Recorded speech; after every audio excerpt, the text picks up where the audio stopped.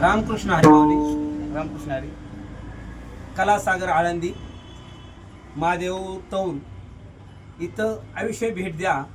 आम्ही परंपरा कमी 25 ते 30 वर्ष झाले इथून साहित्य नेतो. एकदम एक नंबरची क्वालिटी असते. आयुष्य भेट द्या, कधी पण या.